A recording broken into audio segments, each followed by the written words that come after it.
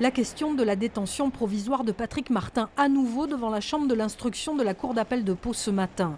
Le juge des libertés et de la détention a en effet ordonné la libération de l'ancien surveillant de Bétarame, mis en examen pour viol et agression sexuelle. Le parquet a fait appel. Pour l'avocat de l'une des victimes, il est impensable de libérer Patrick Martin.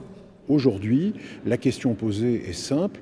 Monsieur Martin doit-il recouvrer la liberté au prétexte que son état de santé, son âge justifierait qu'on mette un terme à cette détention, ou bien doit-on faire primer les investigations, la nécessité de mener à jour et à bien ce dossier?